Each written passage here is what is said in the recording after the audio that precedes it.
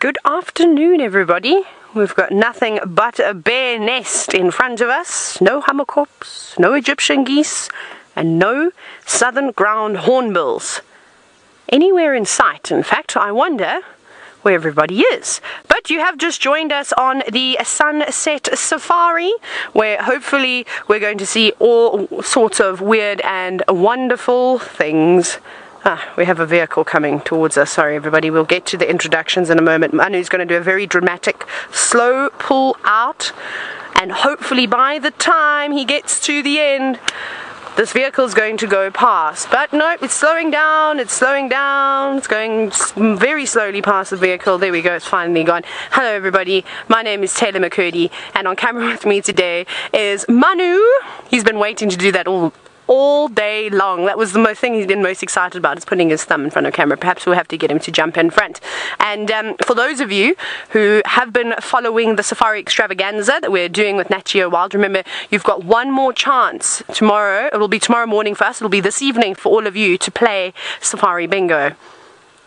So remember, head to, if you don't know what Safari Bingo is, you can have a look at what it is. So you can go to, what is the address again? natgeo.com/safari live to have a look at the rules and regulations. Otherwise, you can just join us at 10 p.m. Eastern Standard Time on Nat Geo Wild. You can also watch on the YouTube stream if you'd like to. Now remember, this is a live and interactive safari, so if you do have any questions for us, all you have to do is hashtag Safari Live. Whew, I just turned my back for just a few seconds and goodness, the sun was burning it. Now, I have some very sad news. Very, very, very sad. Is that it's my last sunset safari in the Mara and my last game drive with Manu until he comes down to South Africa, or until I come back up. No, it's not my last drive. We've still got to tomorrow morning. Well, this evening. It's all too complicated, but I've got one more drive after this essentially, but it's a short one, and I can't be too silly either, so I'm going to get all my silliness out now and do all the things that I can in the Mara. But we have got a couple of things we need to get done this afternoon. One of them includes heading towards Serena, just in case you were wondering why we're going this way, we're going on along the river road now, is because there's a package that has arrived for Manu in the form of some cables. So very importantly, we need to get them. So we're going to pop past Serena at some point to get them. Otherwise, we have a scratch around for the Paradise Pride, and also maybe the Musketeers will be around. We'll check on the crown cranes. I've seen some more that are nesting. So we've got lots of things installed. Jamie is also out on the other side of the river, and she's starting her day off with some gazelle. Some romancing gazelle for the start of our sunset safari, and I just have to say that this particular gentleman on the left really has persistence going for him. Oh dear, he came on a little bit strong there. He was so patiently following her around. Yep, there we go. Maybe if she's distracted by this particular patch of grass, I might have a chance. Oh no, oh dear. Slowly does it. If I lift my chin up really high, it will make me look more attractive. Oh, wait, maybe there's better prospects off to the left. No, let me try again. No, oh.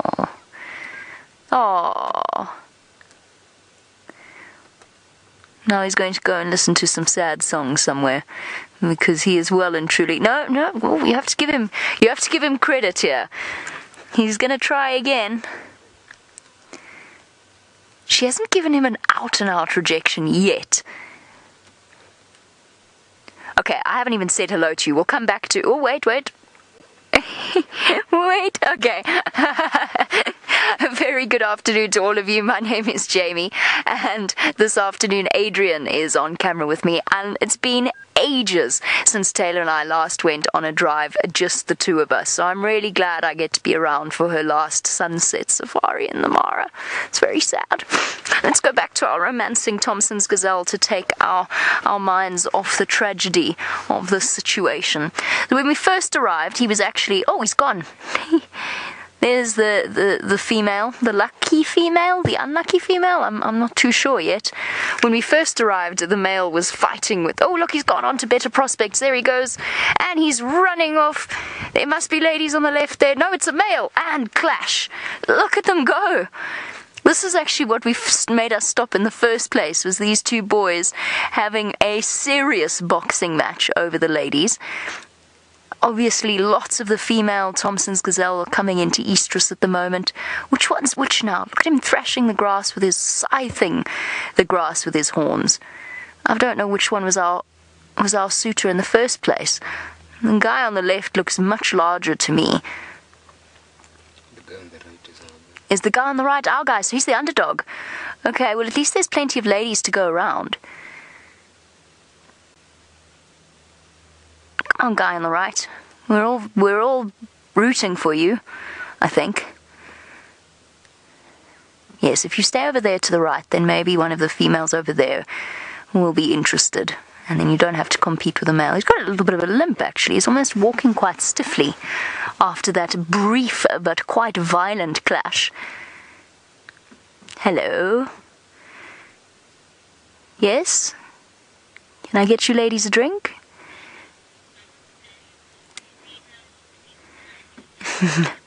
Namaste, you say the females are playing hard to get. Very hard to get. Absolutely. Dare I say a sensible approach, ladies out there? Possibly. Aww. I'm sorry, buddy. It's not you, it's them. Yes.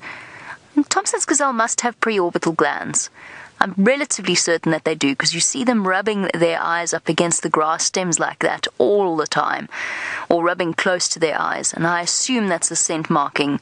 That's a function of scent marking. I actually confess to not knowing if Thomson's Gazelle have preorbital glands. No, Impala don't. But I'm not 100% sure about Tommies. They must do. They're always marking around that area. Oh, we're on to the next... No, we're not. We're distracted by something smelling over there. Getting some fortification before his next attempt. Ah. Maybe it's just food time. Tom, do I think his limp has doomed him? No, I don't think his limp has doomed him. I think he'll be absolutely fine. He probably just moved his leg slightly oddly or at an odd angle as he went in for the full charge. Oh dear, he really has not had much luck, our chap on the right. The one on the left is also persistently attempting to court a female.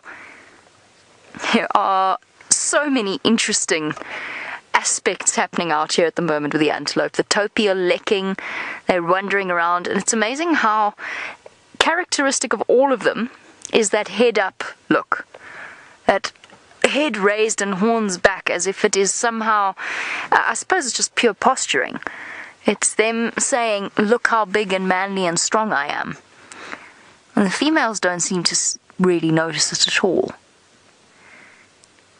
The females are the ones with the very tiny horns, or actually, in some cases, hardly any horns at all. Highly misshapen in almost all little female Tommies. Alright, now Thomsons, I have a very serious question for you. Where's Malaika? That way. Okay, thank you.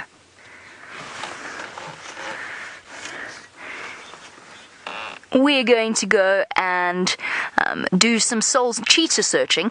I wonder whether or not Taylor's crane is doing any soul searching in its reflection.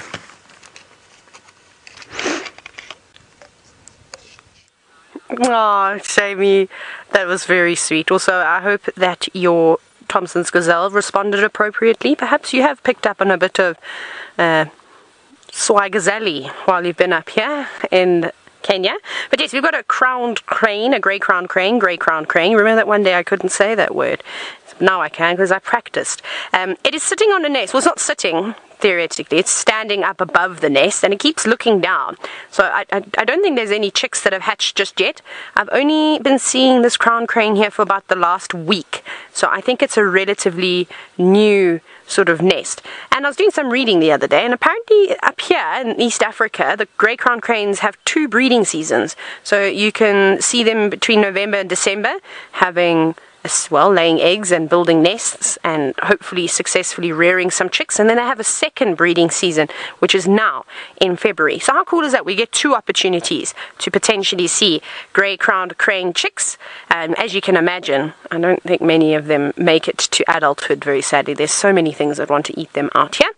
But when you've got mom or dads towering over the top of them, hopefully they'll be able to deter any water monitors, any snakes, anything. See, it keeps going right down in there. So I wonder if it's turning the eggs, just moving them around a little bit. I wish we could see inside there. Now they can lay up to about 4 eggs. Oh, just doing a bit of nest restructuring, which I think is quite a lot for such a big bird. I mean, normally herons and things only have like 2 eggs, and big eagles typically 2 eggs, and majority of the time only 1 survives. That's so cool. I'm sure there's eggs in there. I wish these reeds weren't so big. And it's very, very hot today. You can see, we will see all the different birds opening their beaks, trying to cool themselves down. Oh man, we need to put the car on bricks so we can see inside.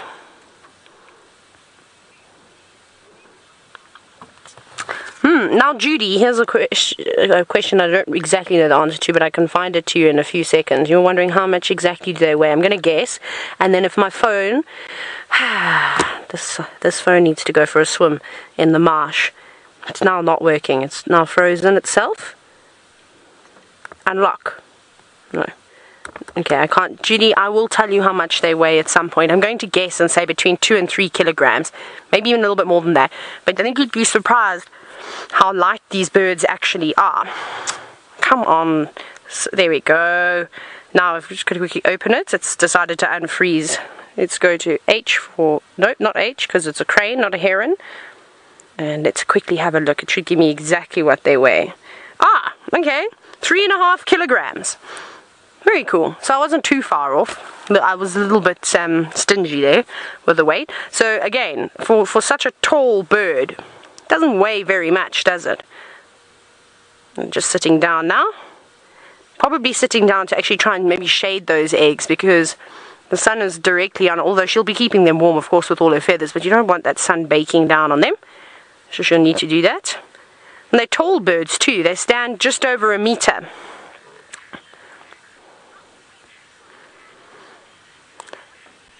Now, First Lady, you're wondering how to tell the difference between male and female crowned cranes. I have absolutely no idea. They are very much alike in terms of their coloration. I don't know if... No, I haven't seen anything. I mean, with the saddle-billed storks, we know the males have little wattles underneath their chins, so that makes it easy. But otherwise, they're very much the same. I haven't been able to tell the difference between male and females. Perhaps there's somebody out there, though, that has worked it out. I don't know.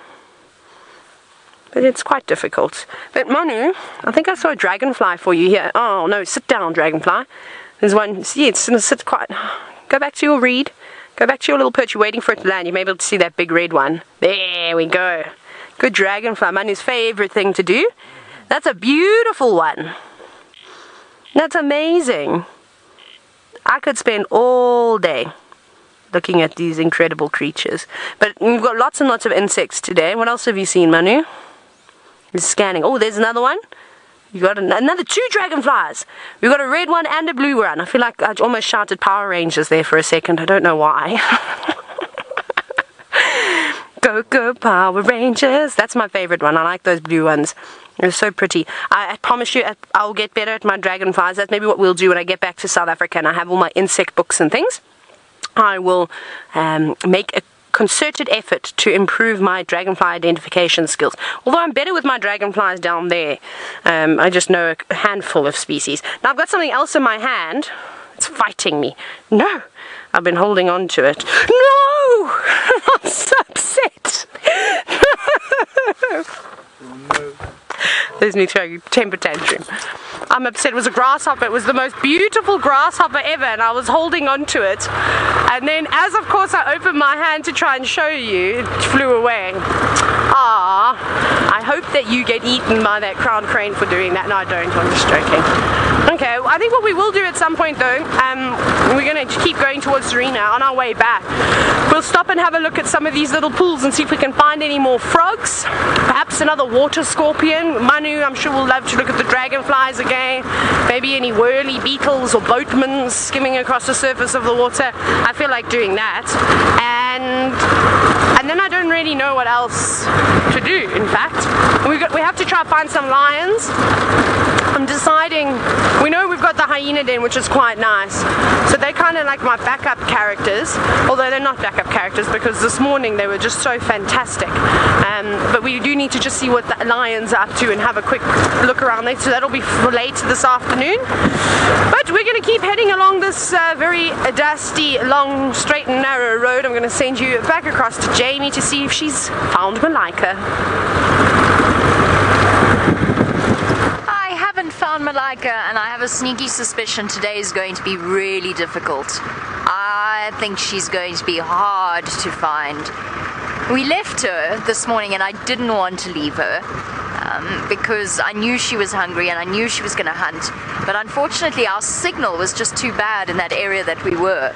In the whole of the last 10 days, Malaika she's taken us on a journey up and down. We're almost back where we started on our very first rehearsal, on our very first all-nighter. It's actually uncanny.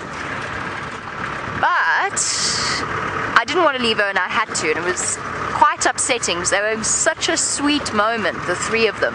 And just for our new viewers, perhaps if you've just discovered this live stream, Malaika's a female cheetah, and she's got two youngish boys with her. They're actually almost on the verge of independence. And we've been following her for the last 10 or so days. Every single day we've been with Malaika. She has flirted continuously with the edge of our traverse area, in and out of the conservancy. Last night she disappeared into the conservancy at 11 o'clock at night and came back out at 1. You know, because that's exactly what one needs at 12 o'clock at night, the terror.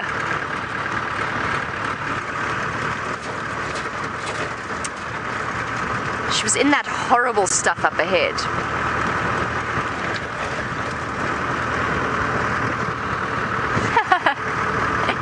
Okay, I'm laughing because while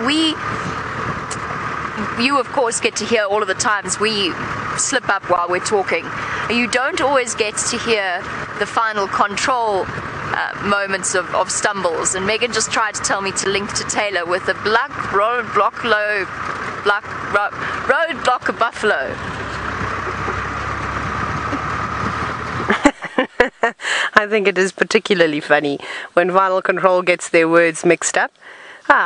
If only you could see their faces like you kind of see my expression. I'm particularly good at it. I may be the queen of stumbling and slurring my words.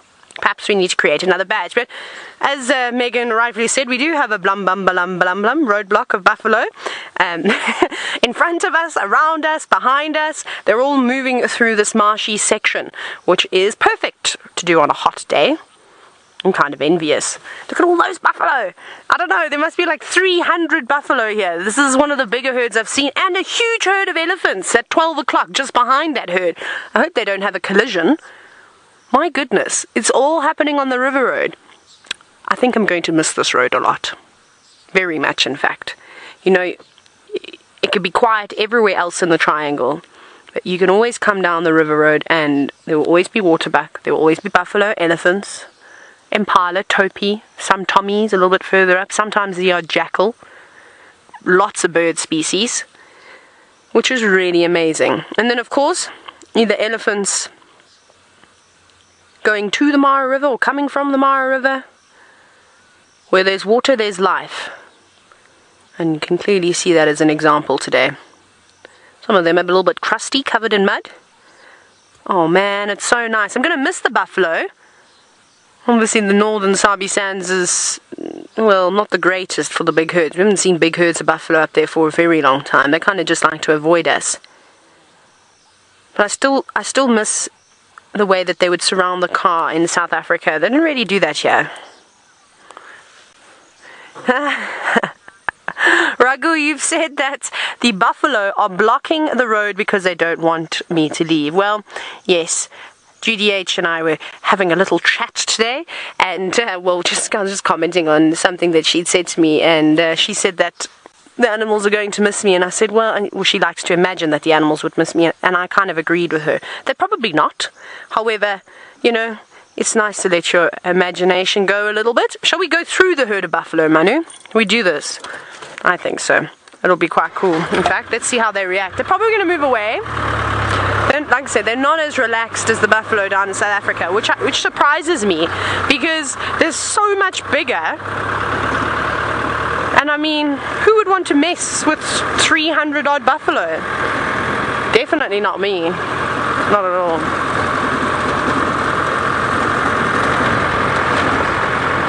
Alright, let's go through here. Buffalo. Oh, this is so nice. Look, I stop running away. I just want to be surrounded by you. Oh, look at all these oxpeckers. That's quite nice. Yes, I'm not talking about you, madam. I'm talking about birds on your back. Please come back. 2 adults and a whole bunch of juveniles. That's quite nice to see.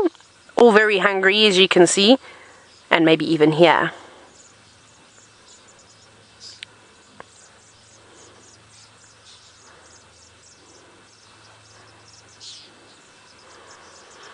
Constantly chattering away, begging for food. And also you might be able to hear the odd grunt and moan of a buffalo. Holding on for dear life, those ones. That cow is on the move. She's herding her little calf. She doesn't want to have anything to do with us. Oh, this is special? No, sorry, Oxpecker, I'm not a buffalo. You can't land on me. There was a juvenile that tried to land on the car. That was quite funny. And then I think it realized what it was doing and then promptly flew off. And it's amazing. Now, a big pride of lions I don't think would worry about a herd of buffalo like this, unless they were going to try and catch one that was lingering off to the side or perhaps at the back. Otherwise, it would be a death sentence. Even a clan of hyenas, or maybe a clan of hyenas would be a little bit more on the cheeky side, in fact, and give it a bit of a bash. But otherwise, this herd, if they stick together, will be fairly safe from most of the predators. And there they all are. This is lovely. All my favorite things. Who knows, maybe I even get to see Scar today. I heard them roaring. They're around Serena somewhere. So we will have a little look for them once we head down that way. Right, but as these buffalo stare us down, we'll probably try and navigate our way through the herd. Jamie, however, has got the largest antelope in the world. The largest antelope in the world, and a nice size comparison with the scuffling zebra behind us, or behind it. This is the massive eland herd that we saw this morning, and there are so many of them in this herd. There must be about, I don't know, quickly if I'm looking at them, 30-ish, 40? It's quite a big eland herd for what we see in the Masai Mara. They are unfortunately quite skittish though, so we can't get too close without them running away. So I just thought we'd stop and have a look at them, because they've got a lovely combination of different ages, youngsters with them, that big bull at the back there. There we go, he will be the big dominant bull of this herd. You can see his massive dewlap in the front of his neck, and he just is huge. Even when you compare him to one of the females on the right of him, he is enormous. And there you can see the spiral-horned pattern, which puts them together with the kudu and the nyala and the bushbuck and the sitatunga, all together in the spiral-horned antelope, not family, but it's termed a tribe. And they're all relate or distantly related to each other. There are certain differences, and some species belonging to that tribe are more closely related than others.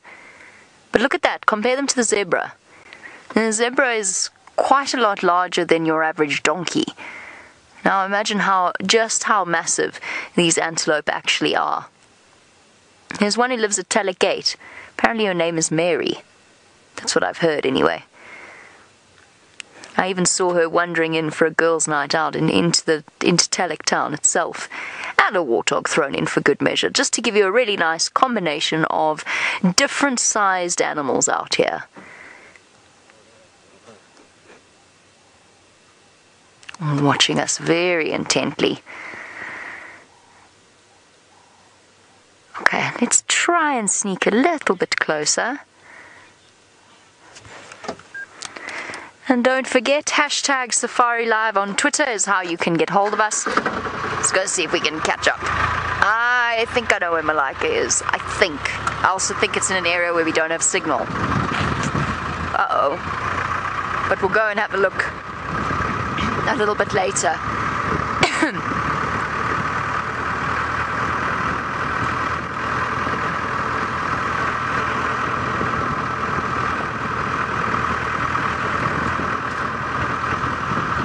It's really harsh today in the Mara. Very, very harsh light, white light almost.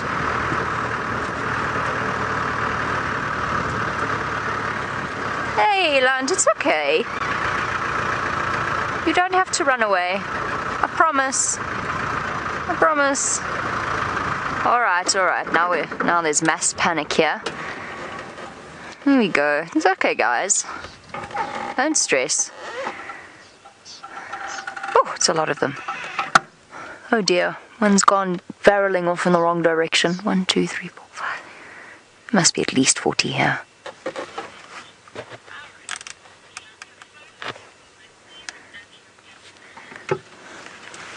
Aaron, I agree.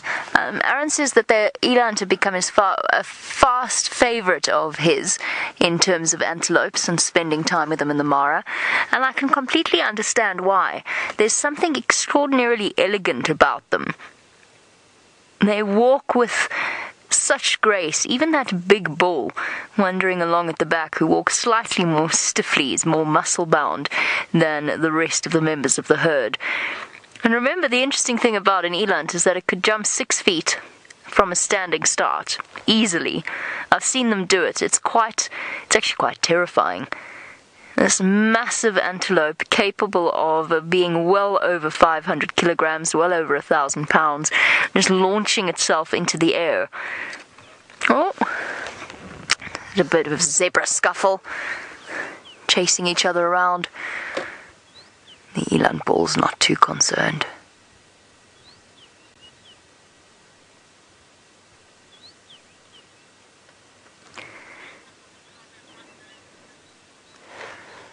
Oh, I didn't even notice that in this bright light. Apparently some of you picked up on the fact that the male has lost a little bit of his tail. Quite possibly. There's a lot of different ways that antelope lose, or zebra, or any other animal loses a chunk of their tail. There we go. The most common way that happens is when everybody's, especially with big animals like this, when they're all lying down in a group, and when another antelope stands on it. One of the big animals stands on the end of the tail, and it crushes it and either rips it off then and there, which is a horrible thought, or it gets crushed and then infected, and then it drops off at the tip. It could also just be a slight scratch that gets infected that causes it to happen, or, again, it could be an attack by a predator. So people, when they see stumpy tails, always jump to the conclusion that must be because the animals had a lucky escape, perhaps from a crocodile or a lion or whatever it may be. But a lot of the time that injury is caused by other animals standing on it. Especially with buffalo. You see a lot of buffalo with broken tails.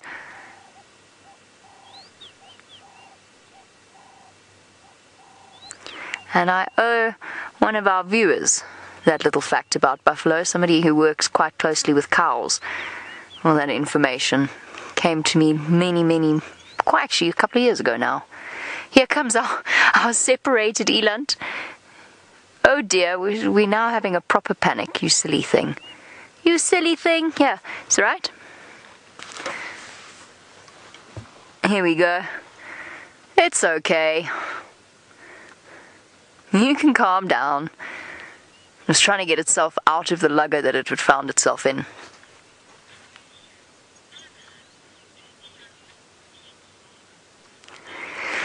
I know. It's a bit more complex than that, so it's not quite as simple as the structure of, say, a zebra herd. But Anna's wondering if eland bulls will keep harems. They do have herds, and you will find that there is a dominant bull that gets to mate with a female. But I've seen really, really massive eland herds with a couple of dominant bulls. So you can kind of think of them similar to a breeding herd of buffalo, for example, where you get quite a few big males that wander through, and they will still fight for the right to mate with a female, but they don't have a specific group of females that they jealously guard. It's not like a zebra, where a zebra really does have his group of females that he refuses to let out of his sight. He protects, he fights to protect, and of course mates with when the time comes.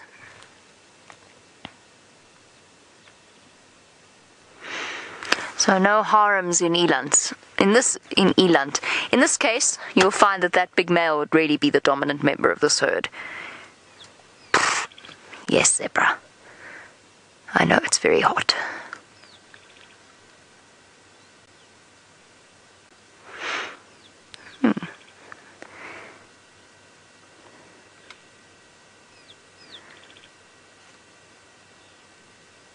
Look at these two zebra on the left here. Oh, don't stop doing it just because I've drawn attention to you. Oh, you have, haven't you? No, I was looking. Well, that works. That's exactly what the other two were doing. Just having a jolly good scratch, using each other as scratching posts.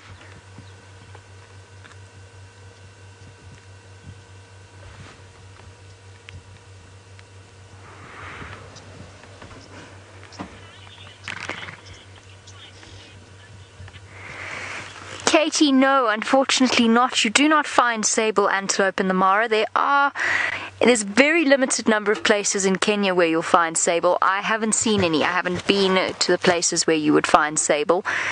I've been very close to one, apparently around the coastal region. There's a place where you can go and see sable antelope, but no, you won't see sable in the Mara.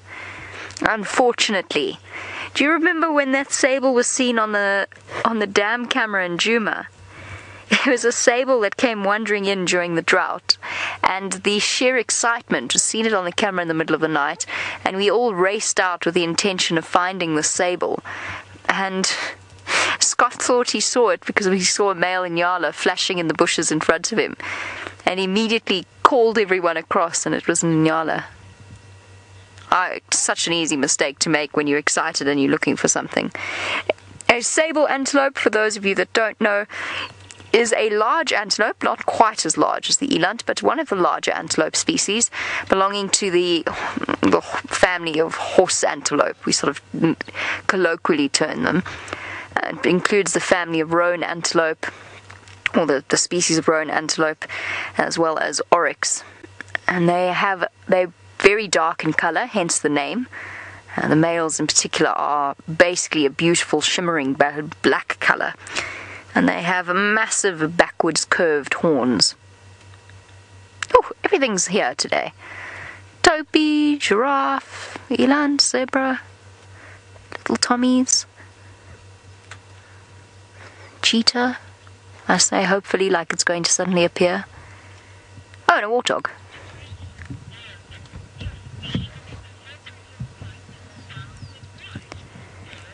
Dale, it's not just you. They've been rolling in the dirt. So Dale's saying, does it look as though the zebra are more brown than white? It's because they've been rolling in the dirt. They've been having a great time. They're not very clean, and they therefore have a brownish tinge to their white coats. So it is not just you at all. Oh, everybody is having an almost scrap. An itch that could turn into a fight. Look at them. Now, come on, join the back, join the conga line. Go on. Aw, you've ruined it. And then, in terms of the coloration of the stripes, you do find that some zebra have slightly browner stripes than others. They're usually a little bit... Oh, ouch. They're usually a little bit lighter in color when they're foals, but you do find that some zebra have very light stripes. I think this is a young bachelor herd. It's a lot of niggling happening here. It's gentle for now, but every now and again somebody takes things just that little bit too far, and there's a kick or a head thrash in their direction.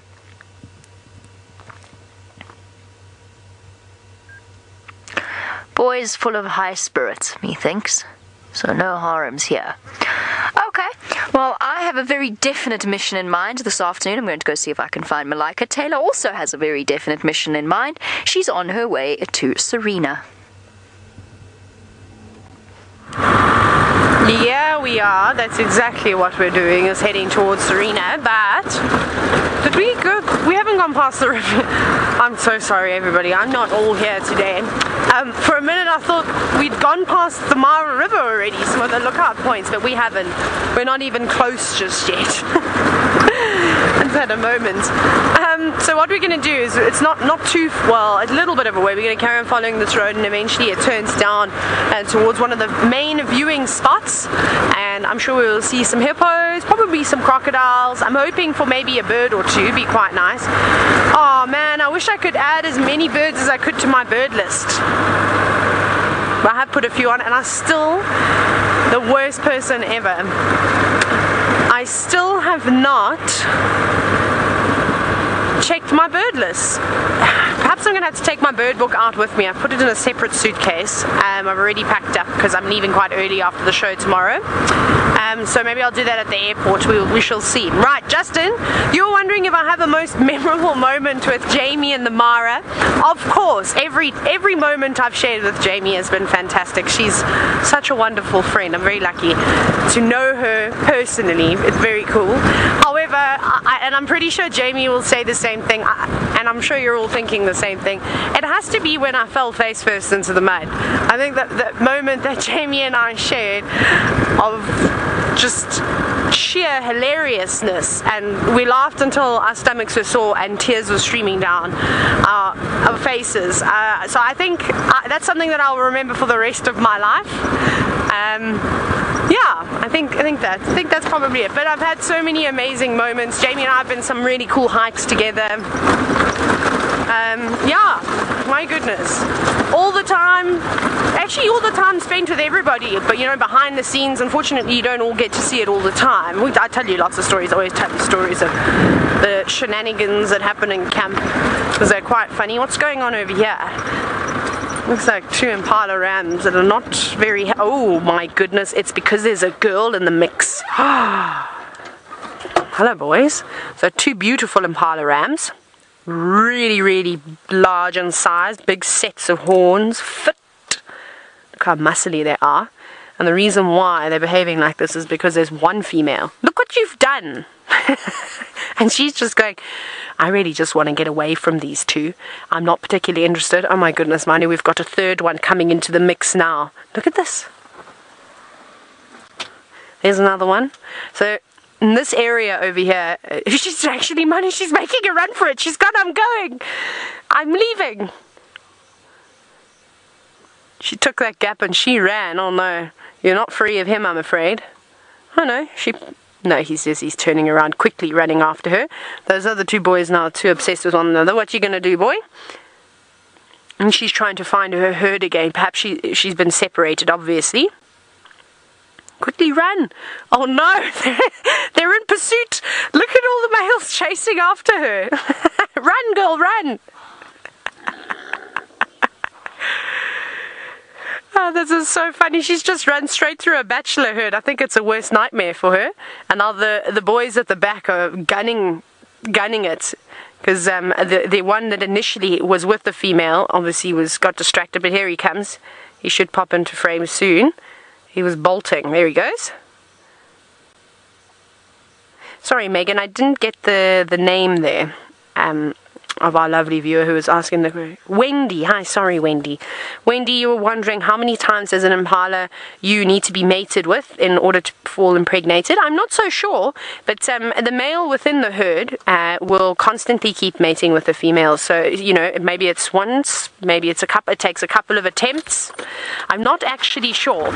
It's quite difficult, though, to say, because with impala, obviously, they all look the same, as do most of the animals, but obviously when when you start spending more and more time with an individual, they become easier to identify. Impala, it's really difficult. To be able to say that I've sat and watched the same impala being mated with is virtually impossible. So I wouldn't be able to tell you that, unfortunately. I'm sure it'll be multiple times though. The male's constantly doing many different types of services in terms of mating, keeping a lookout, making sure he protects the herd from predators, or at least alerting everybody to predators, and then of course fending off other males trying to take his spot.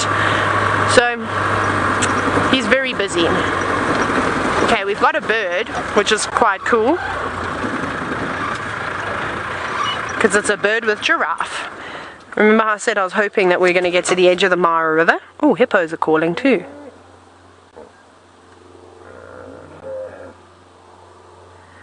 Goodness, this is all happening.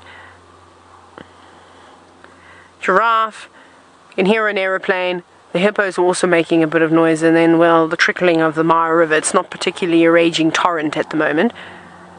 That was also one of my favorite days when Jamie got out and she stood ankle deep in the Mulwati River in the Sabi Sand and then said, "It's a raging torrent."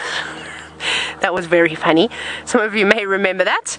Here we go, though, 2 giraffe, not on the side of the river, across the river in the Masai Mara National Reserve, just feeding. Now this is a hotspot for the Paradise Pride, but I don't see anything in the form of a lion just yet. But they could still be around. Like I said, I did hear them calling all night long and early this morning, but I wasn't sure if it was on this side or the other side. That's where they normally like to hide away, and they will be hiding away, I would imagine today. Like Jamie said, the light is very bright, it's exceptionally harsh, it's not that nice. I wouldn't want to be sitting out in the sun. Okay, well, we just wanted to have a very quick look here. Like I said, I can hear the aeroplanes going over, so we want to make sure we get to Serena before before it's too dark and then we can't find anybody that's on duty to figure out where this package is. Hang on, wait, are those white-faced whistling ducks? Lots of it. Oh my goodness, it's dry. Let's have a very quick look, because, oh, there's a crocodile. We'll show you the birds in a minute. Didn't enjoy me approaching the edge of the bank. I don't know why that crocodile's so sensitive today, because we're right on the other side. We couldn't possibly do anything. But we have got, there's a pair just on the other side of the hippo. Yes, hello. I don't even think that sounds like they're cool, but they're the coolest little bird, the white-faced whistling ducks, especially when they're in a big group and they all start making that beautiful call. It's one of my favorite sounds. Actually, shall we listen to it? I think so. I'm going to open it. See, now I opened Twitter instead of the bird app. I just saw the bird and went, ah, yeah, that one. Ducks. Let's have a look here. Yes, you're right up the top. Oh no. See, now I need to put my phone on airplane mode.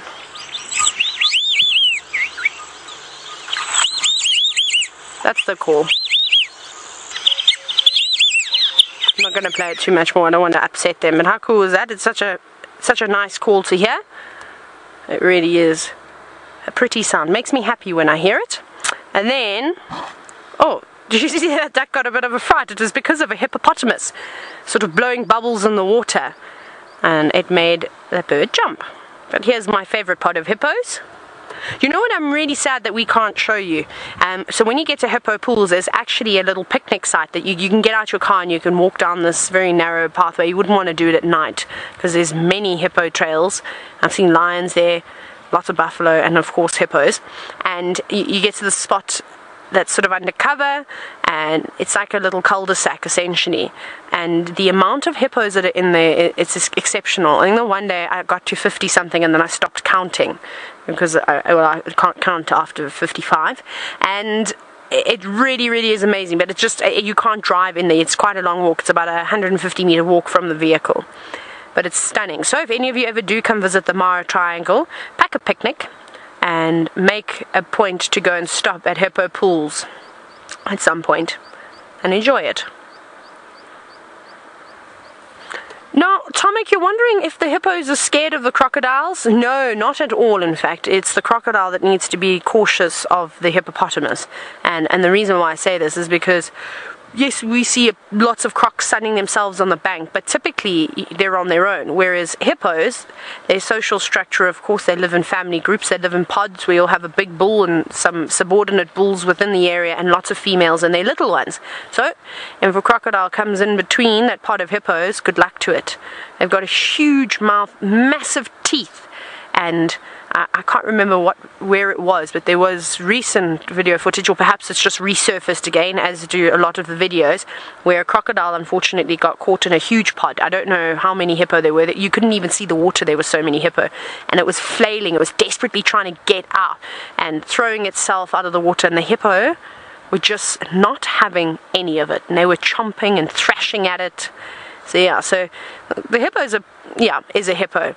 I promise you, you really have to be careful of these animals. Yes, they're beautiful to look at and they're so graceful in the water.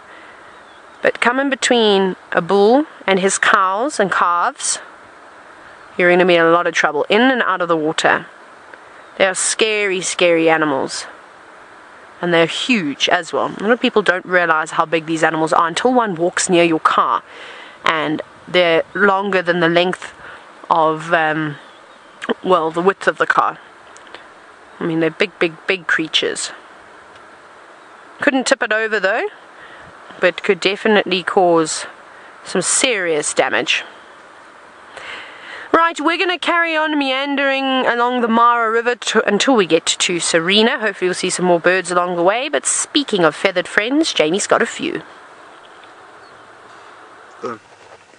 I have got 3, in fact, and sorry, we've just been fiddling with a problem on our vehicle, but I think we might have just solved the problem somehow. I don't know how, but it magically appears to have resolved itself, so there we go. Well done, Adrian. Right, we have some white-bellied bustards for you. We see so many black-bellied bustards around when we're driving in the triangle. This is the bird that we see more commonly on this side of the river, and they're very hot at the moment.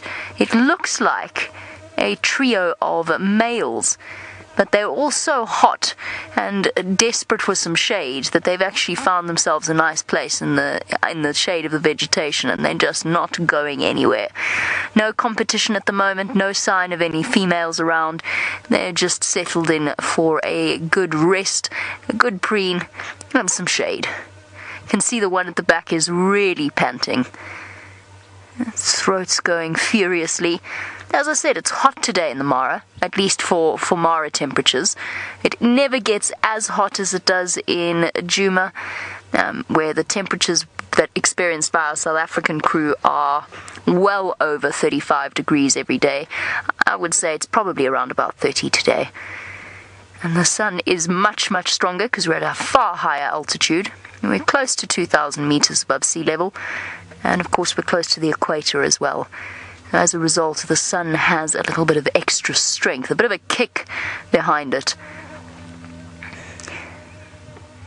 Which is why we have probably used more sunblock than I think I've ever used in my life. Okay, little white-bellied bustards.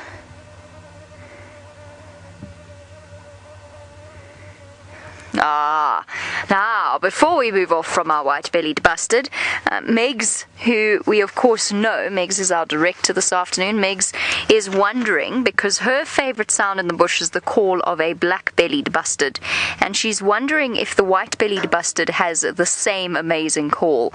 And the unfortunate response to that is no, they do not. They have, and I'm just going to get it up so I can play it for you, they have quite a bland call in comparison, which is very disappointing.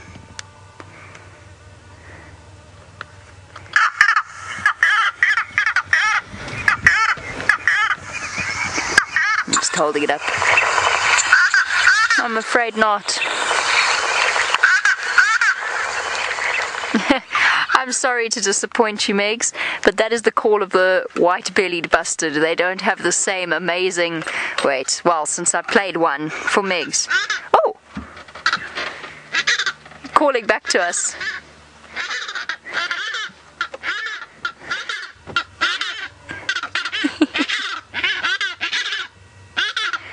Wait, let's see if we can... Let me just go back a bit.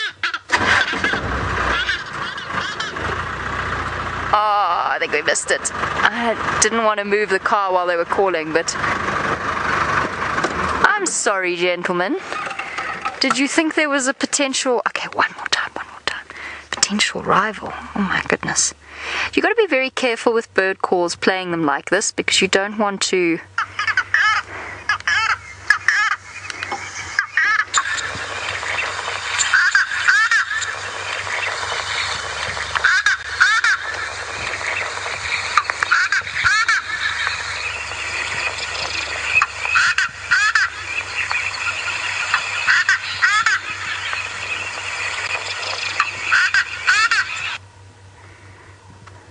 One more try. You don't want to actually, you can cause serious disruption by playing calls. So you've got to be very careful of the situation that you do it in. No, that's a buff-crested bustard. That's no help at all. They're not going to respond to that.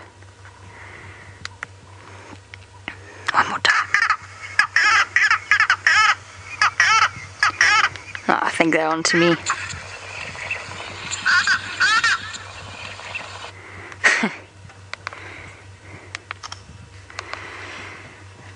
Ravinda, in Africa, I'm not 100% sure. As to how many bustards we get in Kenya, or at least in East Africa, it's 1, 2, 3, 4, 5, 6, 7, 8. There we go. There's the list of different bustards that you can get, or that you can find in East Africa.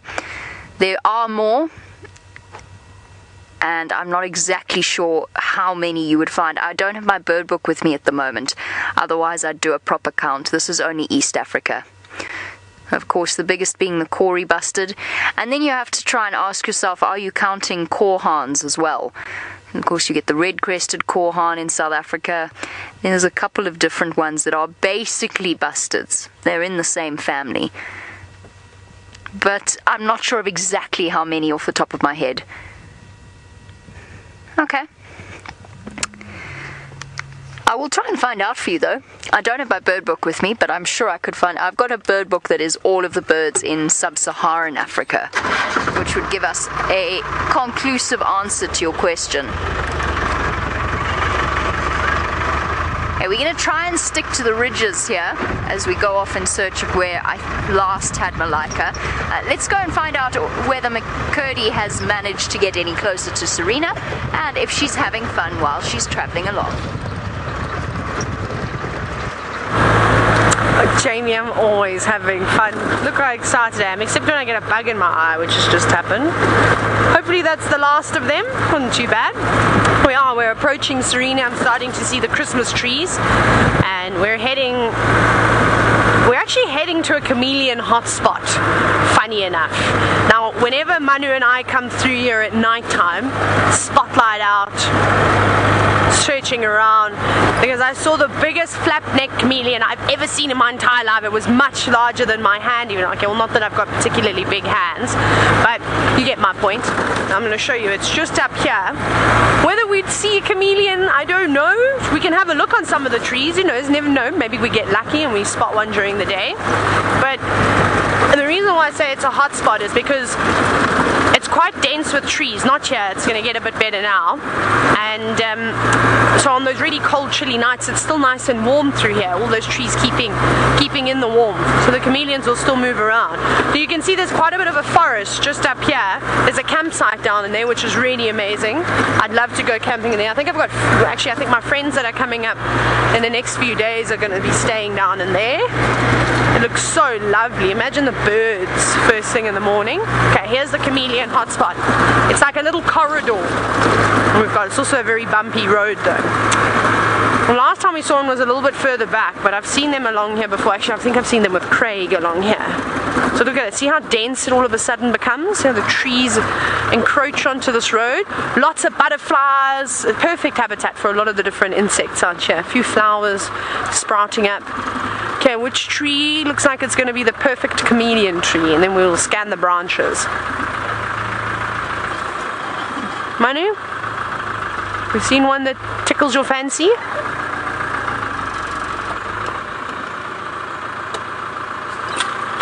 This one. Okay, Manu's, I think Manu and I have got the same idea. So what we'll just quickly do, we're probably not going to see a chameleon, but you know, you never know unless you give it a bash. And out on a day like today, it is nice and warm, so they should be quite active, searching for all sorts of things to eat, different types of insects. Some of them may even find it too hot and actually just resting up in the shaded areas. But you could stare a chameleon in the face and not even know it's there.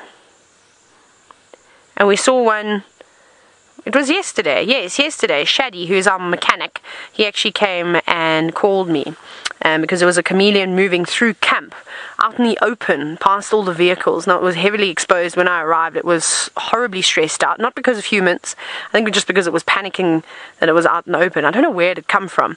And it was sort of quite dark in colour. It wasn't just sort of that light green that we typically see them in. And anyway, so what I did do, and obviously we don't like to touch things and pick things up, but I felt a little bit bad for this chameleon because we'd cleared that area. The reason why there was no grass or cover was because we made a car park, essentially. So I picked it up, and it used its tail, it held onto my thumb, and then it held onto my index finger and my middle finger, and then I walked with it and put it on a tree. And as soon as I placed it on the tree, it immediately relaxed, which was quite nice. So you shouldn't be picking up things, but I just felt like it was out in the open, it was seriously exposed, and it was horribly stressed, so I'd give it a little helping hand. Sometimes I'm naughty like that. Oh, what's that, Manu? Good spotting, a little spider web. That looks like the web of a tropical tent web spider. See how it's got that layer at the bottom of sort of quite dense silk? And it looks like the spider is in the center. There's a little leaf that it is probably placed there strategically to cast a shadow, and I think it is just sitting underneath it. You can see something sort of quite small and yellow. Maybe not a tropical tent web spider, maybe a different type of tent web spider that you get up here. However, I'm uncertain of the different spiders, well, tent web spider species up here, but beautiful. Good spot though, like I said, the insect life is quite hot here, so I'm sure at night it will get quite a few midges and things flying into its web. But for now, it's just trying to hide away from the very harsh sun. I don't blame it. Okay, well, let's carry on. Megan, are you still there? I'm just checking. Oh, you are there. Okay, well, we're almost at Serena now. We're just going to go up here, and then we're there. So, Jamie, I promise we're going to try and be as quick as we can. So I'm going to send you across to the African warrior princess, and she'll keep you entertained for the next little bit. I'm really going to miss Taylor. I'm actually quite devastated. This is truly tragic. So, we found Malaika, but Megs, if at any point my signal starts to look a little bit worrying, please tell me, and I will turn around post-haste. We're in this interesting patch where there's a whole load of dead croton bushes, and I noticed it this morning, and I didn't really want to raise it as a subject on TV because I thought it might be a little bit dry for a TV show. Like all the dead crotons. But I wonder what it is that's caused it. It's obviously a change in soil type, and then lots of little acacias as well. So a really different setup. Here we go. Hello, girl. Not far from where we left you at all. Now, have you eaten, madam? Shame, she was so hungry this morning. I felt so bad for her. Lost both kills to hyenas.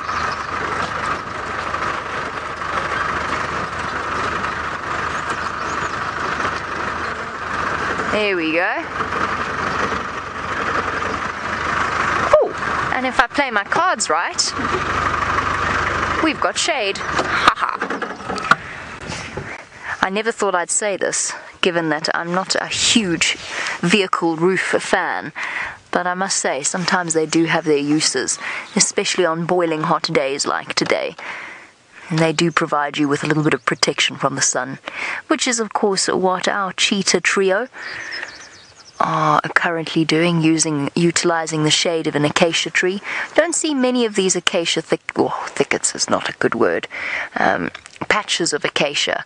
This is just one of the rare places where you'll see quite a few of them. And there we go, Malaika on the left, her two boys on the, well, in the middle and on the right, and resting up. And we are set up for our full night out tonight. Except we are really pretty much as on the boundary as we could be.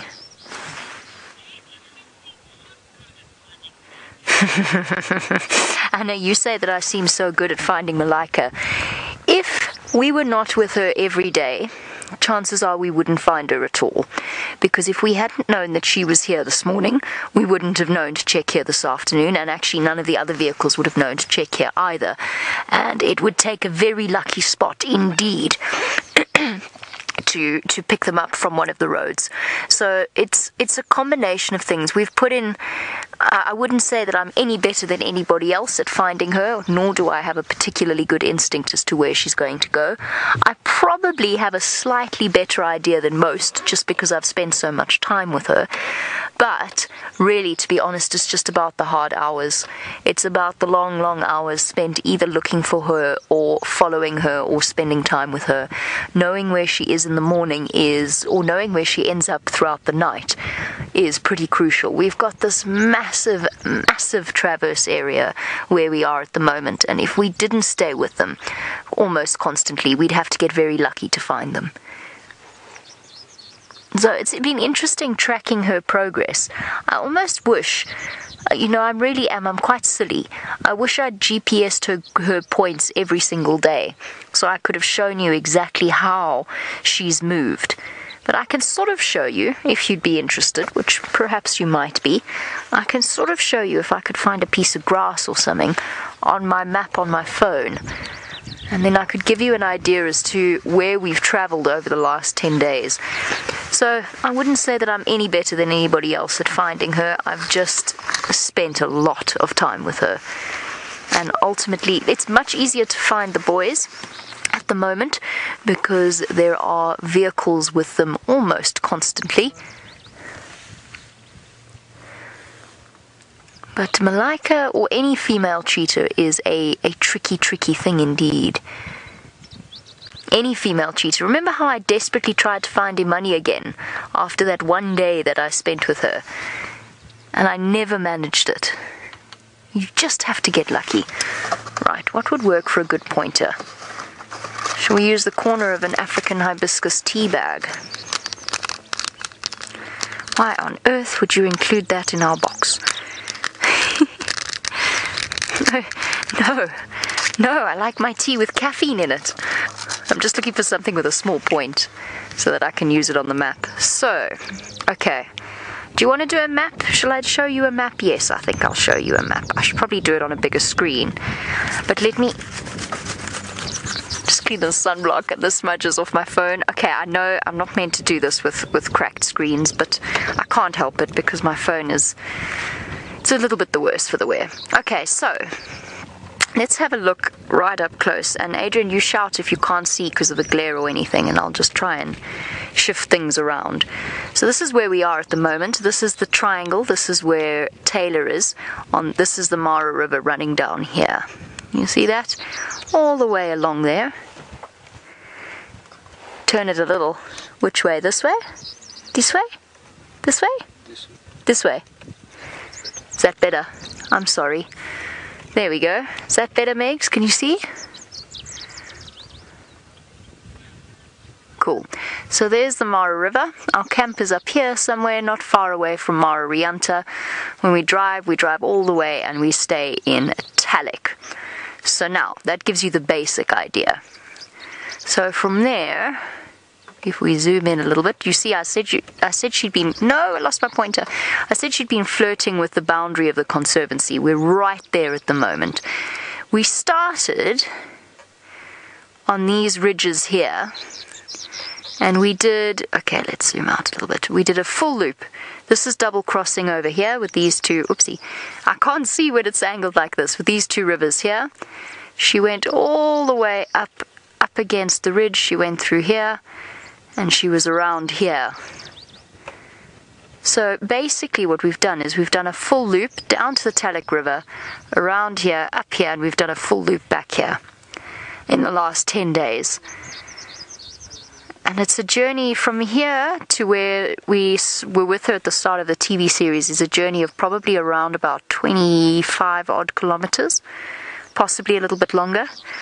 So 50k round trip to get to her. And she stays in one place for a few days and then she moves on. It's been interesting watching the way that she moves. I definitely needed a bigger screen for that, didn't I? Probably would have been an answer. It's quite hard to explain when you're trying to look at where you've been. I should have GPS'd. I did actually. I've GPS'd every point. I'll put together a map of where she moved. It'd be interesting to know. Anyway, so there you have it. She covers enormous distances. Now, Richard, you want to know how far she travels each day for water. She has basically, I wouldn't say she's hugged the rivers, but she's always been at least within, I would say, probably around about a mile, about just over 1.5 kilometers away from water at any one point. Remember, the cheetah are actually quite good at coping without water, so they are one of those animals that can live in quite arid conditions, but they will drink like any animal. I mean, you read the books and they say that meerkats don't drink. I promise you, when there's water, meerkats run to it. They love it. They will go and stick their little faces in it with the greatest of glee. So even animals that live in arid areas like to drink when they can. So she's never been more than about, but remember the Mara is quite a damp place, even though we're in the dry season now and it hasn't rained too much. There have been puddles, there have been rivers, there's been plenty for her to drink. How far she's travelled each day? Well, that's an interesting question, because she seems to mission to an area and then stay there pretty sedentary for 2 days. Would you say that's accurate, Adrian? 2.5 days, maybe even 3. And then she all of a sudden missions off in a different direction. It's been fascinating to watch. I would love to spend more time following female cheetahs with this particular subject in mind, working out where they go and why.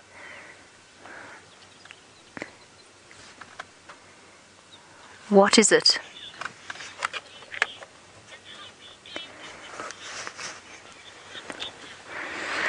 And First Lady, on average, I would say that Malaika goes about 2.5 days between meals, a proper meal. And she hunts every single evening. Not every single morning, but certainly every single night that we've spent with her, she's hunted or attempted to hunt. Of the nights that we've spent with her, probably around about 60% of those nights have been successful.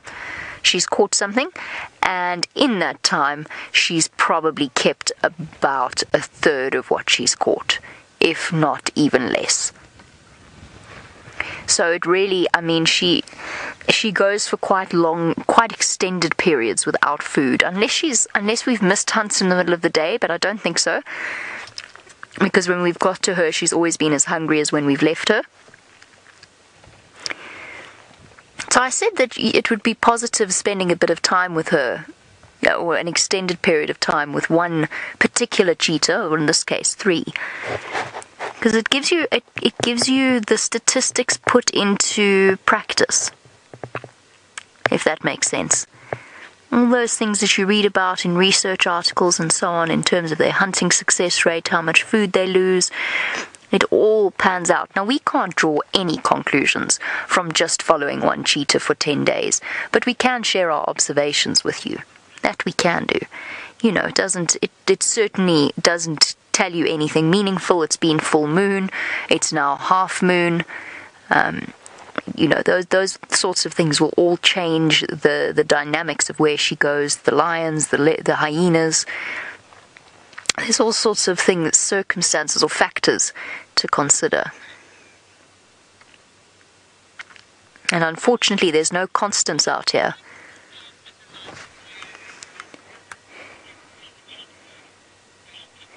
Nate, no, I haven't. I have never seen a cheetah swim. I have, of course, seen a cheetah cross the water. I've seen them get their feet wet, but I have never seen a cheetah swim. That's not to say they don't. It's not to say they can't. I do think it's safe to assume that they don't like to, though. And that makes sense because there's the potential for crocodiles, especially in the rivers that we're talking about here. What we have seen is Malaika's boys playing in water, and that was, I think, probably the best cheetah sighting I've ever had. When the two boys, we had a massive storm, the rain came gushing down, and Craig and I barely survived. That's a bit dramatic. It felt like we barely survived. And during the course of that rainstorm, the road it turned into a river, and her boys were playing in it like puppies. They were chasing the ripples and the currents and the little waves. They were having the best time of their lives. And it was so sweet because it was one of those last carefree, youthful moments that we've shared with them. They still play, but not nearly as much as they used to.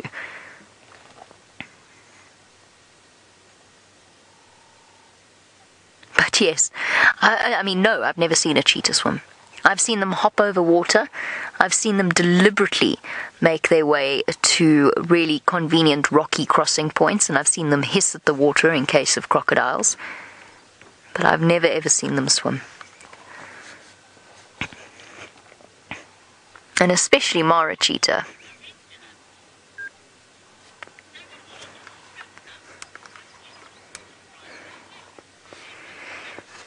Oh, Ravinda, if cheetahs split up, what are their chances of survival alone? Oh, that's a difficult question. You mean if male cheetahs split up? You're saying if the boys were to split up, because of course female cheetah will split up. They will become solitary as soon as they reach that age of independence. They do become solitary, and they remain solitary for the duration of their lives, with of course the exception of when they're raising cubs. If the boys were to be split up, they would be very, very upset. Now, I know that sounds quite ridiculous, the way that I've said it, but they would actually be devastated, and they'd be looking for each other constantly. Because, of course, chances of survival where you've got the advantage of numbers are always going to be higher than when you're considering the individual.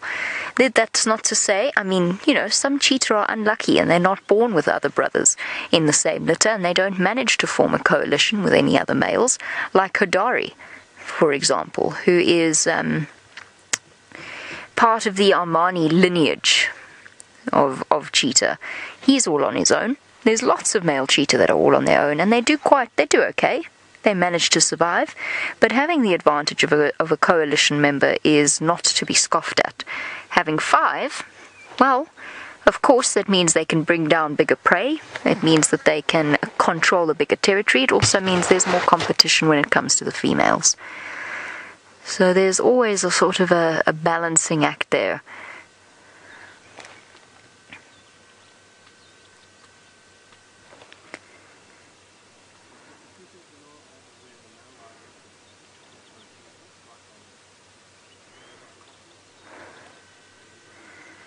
You've got some very sleepy cheetah. But we're going to stay with them most likely, because they will get moving towards the end of the afternoon, if her regular pattern is anything to go by. I'm just having a look around me to see what's around her that might dictate her movements. I really hope she doesn't go east.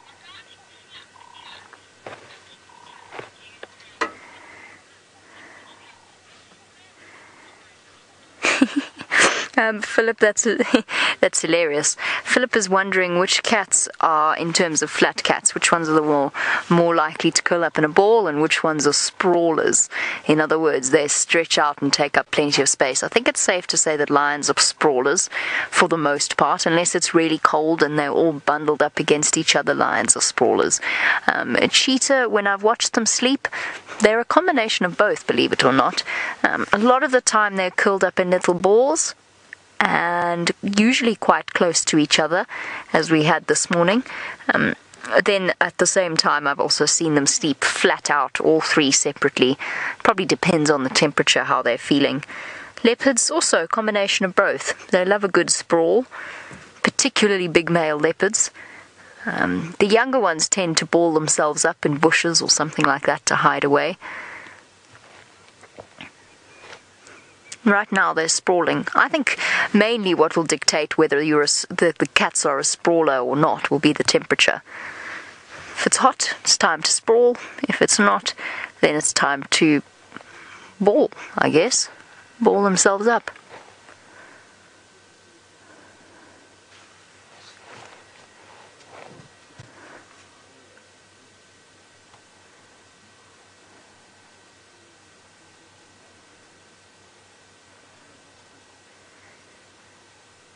Malaika, please don't go east.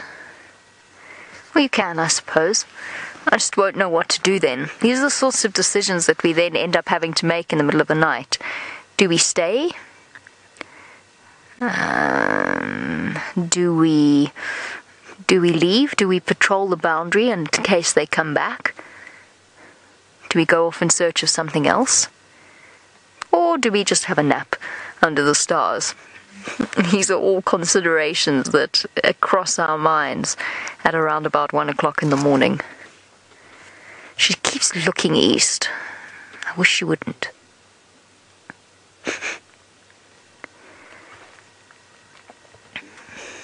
Sometimes they just dip in and out of the boundary.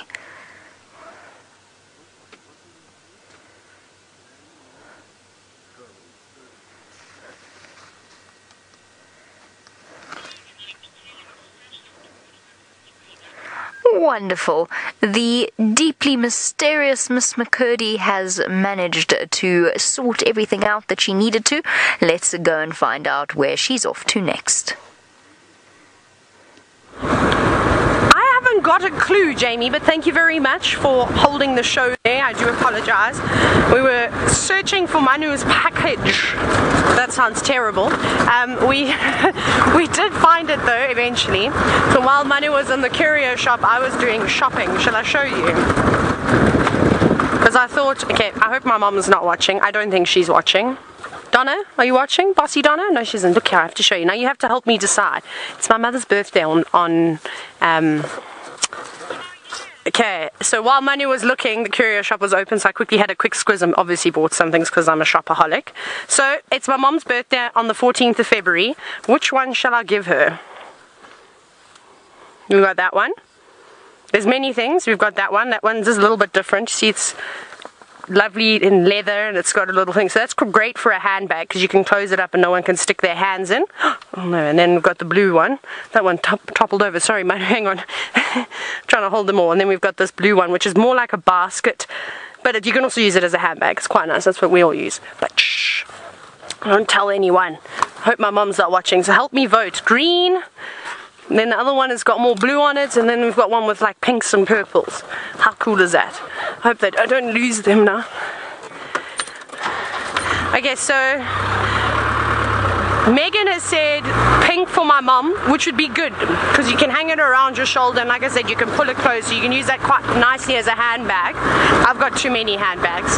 And the other one is for a gift for someone else's birthday. That's on the 4th of March. In fact, I really hope, well, we don't know, we'll see. So yeah, so there's lots of goodies. Oh, I believe, can't decide. The panel is mixed up. Okay, so one of them has to be for me, one of them has to be for my mom, and one is for another dear friend of mine. So we'll have to have a little look and decide whether we decide back at camp or if I'll have a look on Twitter and see what you all say. But they're quite nice, aren't they? So that's another thing. If you ever come to Kenya, you have to buy yourself some woven bags. They are so beautiful and they're really not that expensive for what you're getting. Everything is handmade. For instance, this material is from sisal, the agave plant, which is quite cool. In fact, well, yeah, not this one. The pink one was made from sisal, which I quite like. It's another plant that we see.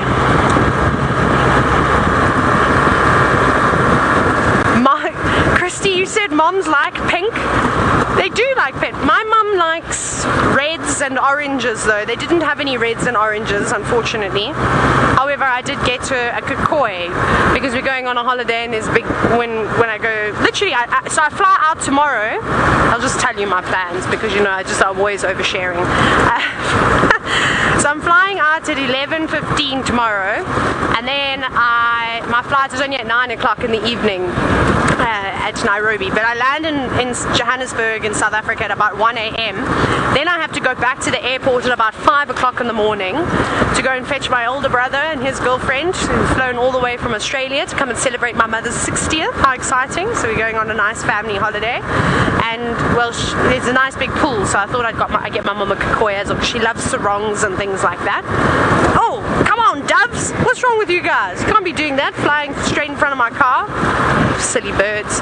Okay, so now I think what we're going to do, we didn't have any luck along, well, the Mara River. Oh, we got to see some cool birds, some hippos and things, but no luck in the form of the Paradise Pride or the musketeers. So perhaps when I heard them roaring this morning, they were in fact on the other side of the river. And you saw how low the Mara River is. It's not difficult for them to cross. There are some nice sections. If you have been watching the safari extravaganza, you would have seen we had some hippos fighting the other day as well, and that area is quite rocky, so that would be a great spot for a lot of different animals to cross and not really have to worry about things like crocodiles at all. Oh, we've got some buffalo.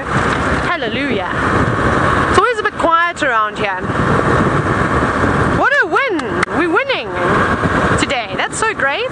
I love it when things go according to plan. It's so nice. They don't often go according to plan, especially when you're dealing with wild animals. Look at this one on the right. I'm going to stop with him just because he looks like he's the muddiest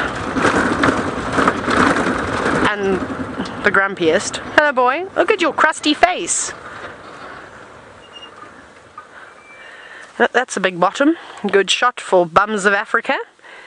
And you can see that he's clearly been wallowing, and you often see buffalo on this stretch of the road, and there's quite a few sort of mitre drains off to the side, and we have been having a little bit of rain, so they fill up quite nicely, and because the big machines that have moved all the earth around, it becomes quite sludgy.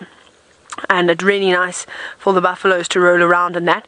But there's so many flies that are covering him at the moment.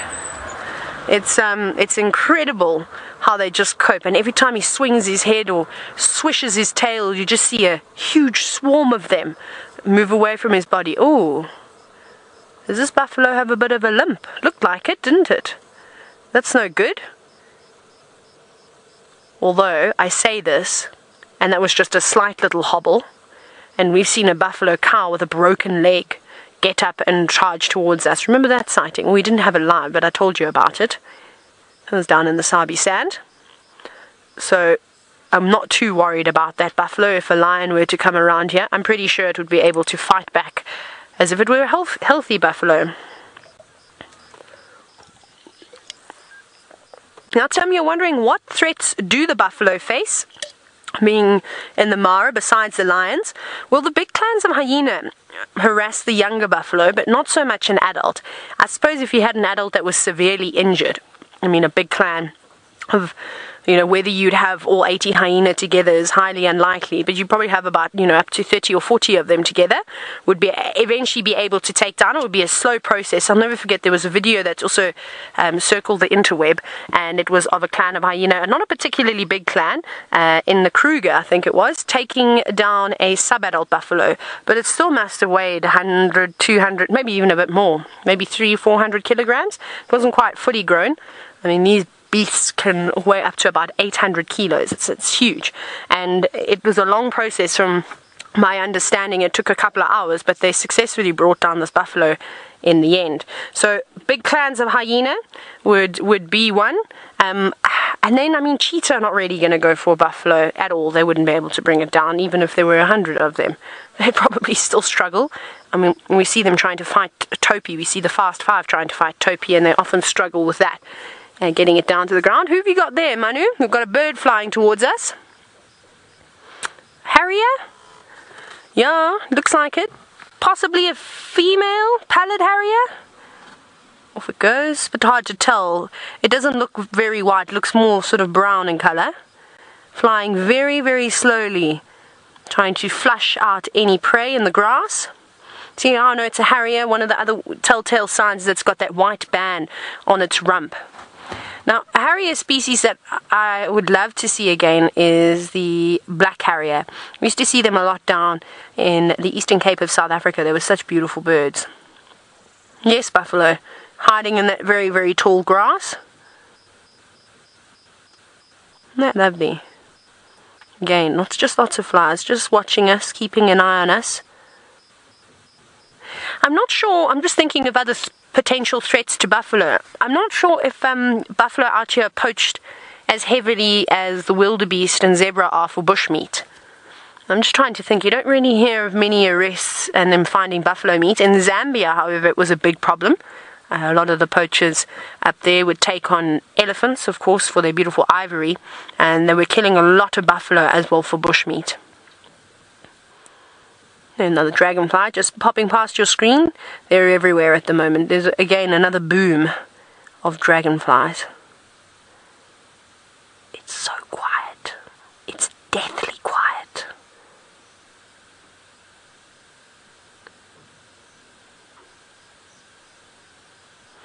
It's kind of eerie. Hey, all those bugs I was telling you about. Please stay on the buffalo and don't come towards us. I don't feel like being swarmed by them.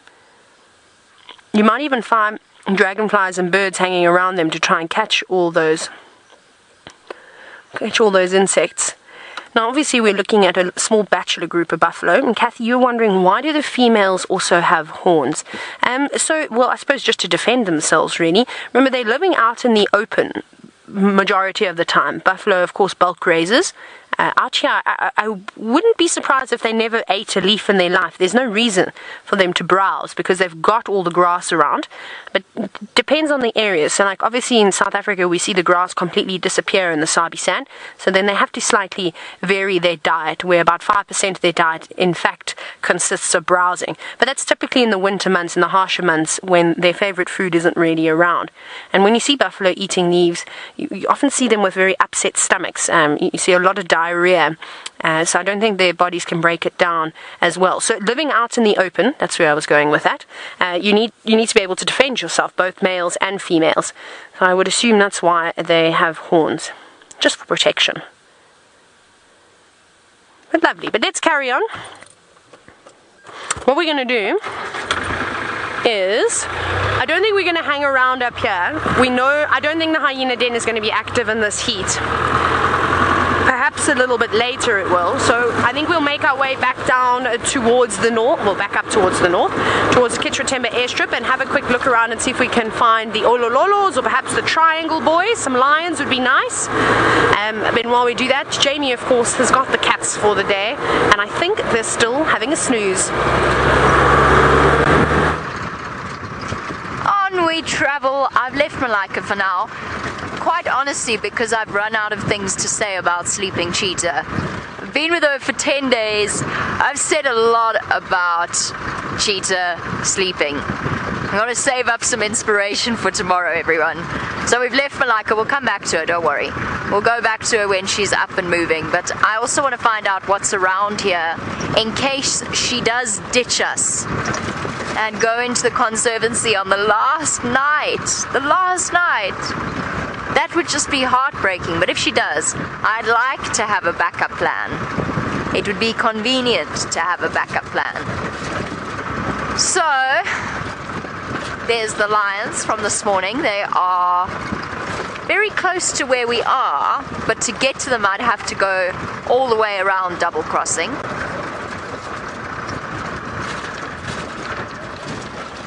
What's up? Oh, that's awesome. What's up, you doing? Here we go. One of Malaika's three of Malaika's favorite friends. How did I even miss that? Here we go. Timothy, who is our ranger for this evening, is having a quiet chuckle at me. Chuckling away at the back. Thank you very much. He's pointed them out to me. There we go. Some wallowing hyena. I think they were the absolute stars this morning, along with the elephants on Djuma. They were proper full of mischief. I was just chatting to one of the other guides in the sighting with Malaika and saying every night that I've spent with her has never been without one hyena sleeping somewhere close to her. Poor thing. Must be so frustrating. When you lift your head up and you see that hyena, you just think, oh, there's no point in even trying to hunt now. No, they know. They know that cheetah are going to be successful eventually. Let's see if we can, hold on a sec, I want to just go up and around. I want to get a view of the one that's actually in the water.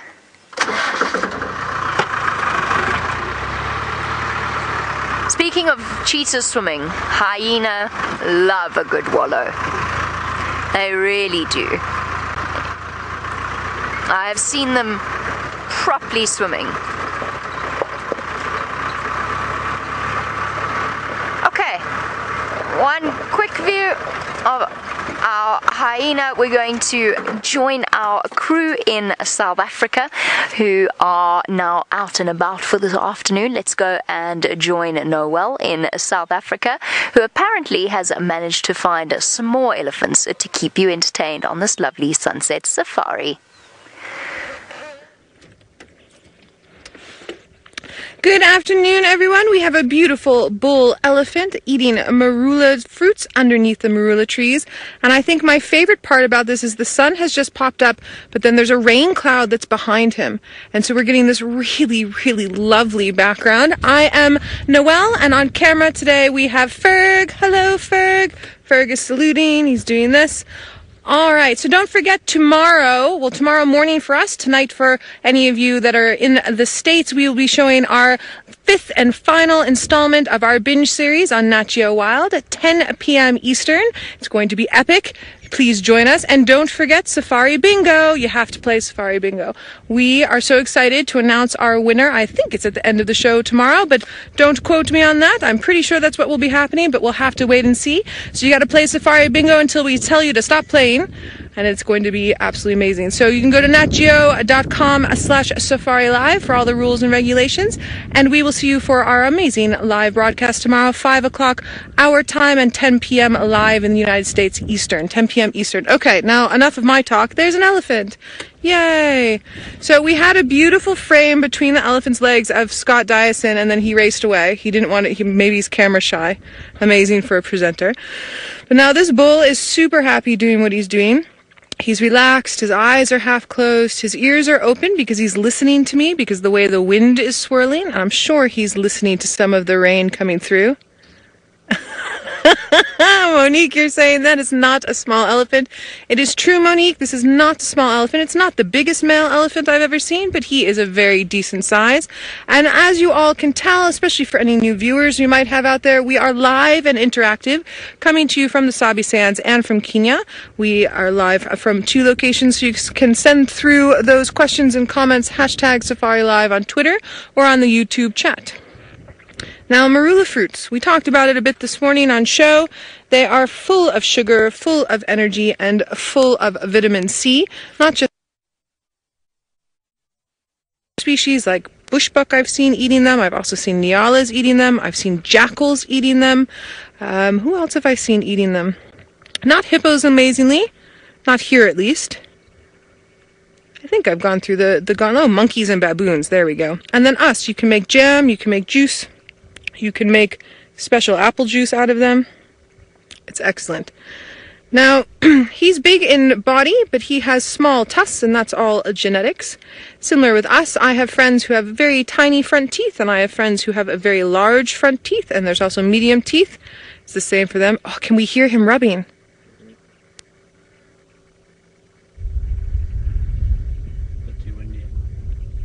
Ferg's saying it's a bit too windy, but he was just scratching the backside of his ear on that marula tree. He does it. He has 2 arms and 2 legs, but obviously he doesn't have fingers like we do. The bones are inside of those big, ginormous, padded. They're not feet because it's 2 arms and 2 legs. You can see the elbow there, but for lack of a better term, can you call them hands if you can't grab anything? What would we call them? Megs, what would you call them? If you had hands but they were stuck, are they gloves? Interesting. As a thought. It's my random thought for the day. Anyway, so Meg says mittens, or Kerr says mittens, rather. So he obviously can't scratch himself. He also can't sort of get it back and around where it needs to be. So a tree is a good scratching post to start off with. Model pose, eh? Yeah, it is such a model pose. Well said, Ferg. The Claudia Schiffer. Alright, now Jamie has a predator that is rolling around in the mud, I would assume to cool down, but we'll have to head up to the Mara for you to find out for yourselves. Hands up who's in need of a spa day. Apart from me, of course. The hyenas are... Sorry, I've got my hand waving in the air, but it's really not all that relevant. I need a spa day. I don't even really like spas. I get very bored. I can't sit still for that long. I don't know what to do with myself. I went once, and it was a lovely experience. Oh, zebra fighting in the background again. That's what the hyena are looking at. But where I was going with that was that the hyena have had the most wonderful spa day. Sorry, I got distracted there. Taylor says that that Taylor and I should go for a spa day when we go to Johannesburg. I think that is a very, very good plan, Taylor. Since I will barely see Taylor before she departs tomorrow. I think that sounds like a plan. Hyenas up already looking to see why the zebra were running. Can I chase them? Did something catch them? Is this going to be some excitement on my boring day? Megs, please tell Taylor I'm in. Hands down. I can't think of anything better. We'll have to bring stuff to do though. And I'm not doing a manicure or a pedicure. I can't sit still long enough for that.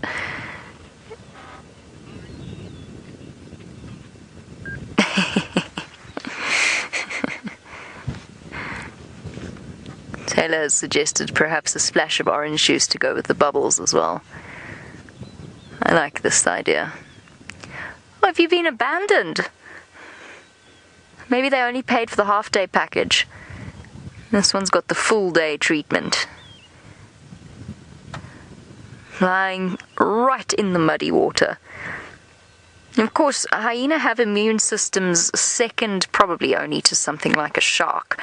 They really are resilient to pretty much every sort of virus, bacteria that you could think of out here. Not everything, of course. There are certain things that they're susceptible to. They can get mange, they can get rabies, all of those sorts of things. But in terms of the resilience of their immune system, they are truly impressive animals. They can go and drag a carcass into a muddy wallow like this, and they love to do that because it makes the meat all nice and soft and squishy and stops other things from eating it. So they drag the carcasses in here, then they'll go and they'll lie in the water with the rotting carcass and a pile of buffalo dung, no problems. Whereas myself, I had to get rescued by Taylor's antibiotic eye drops, which we had to get delivered all the way to where we are here, because one morning I drove too fast through a very smelly river crossing. Didn't anticipate. It's actually quite funny. It wasn't funny at 3 o'clock in the morning though. I'm driving through the river crossing, I went too fast and the wave curled back inwards and hit me full on in the face, straight into my eyes. I was so unimpressed with life.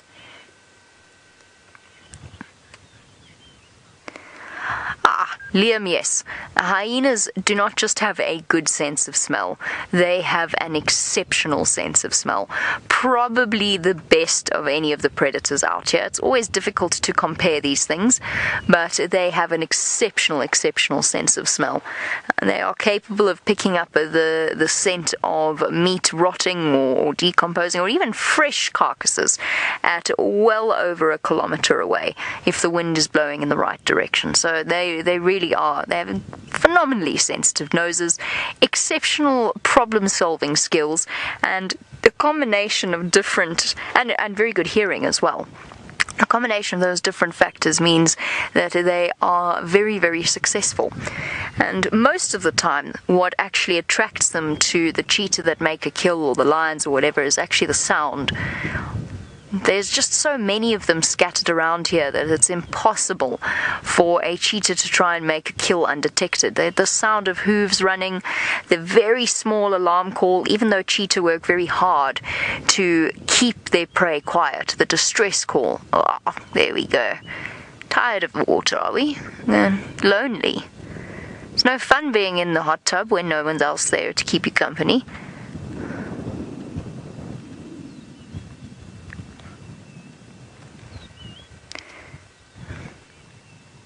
going off to join the trio. Sorry, join the duo. And just quickly, as our hyena goes and flops down, I've got one last thing to show you. I've been watching it, but I was caught up with the tail of the hyenas.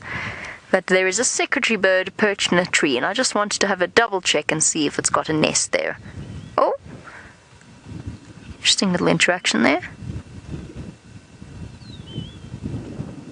Okay, there we go. The secretary bird is just across from us over there. I saw it fly in to the tree. I just wanted to see if it was maybe any sign of a nest, but I don't think so. I think it's just perching. You know, the curse of the secretary bird continues. This morning, Kirsty, of course, was our able director. I tried to show her a secretary bird, and again, she just wouldn't take it. I think we can all safely conclude that whenever I try to show any of you a secretary bird, if Kirsty's directing, you won't see it. Because she just doesn't like... It's not that she doesn't like them, it's just that the opportunities have conspired against us in the past and continue to do so to this day.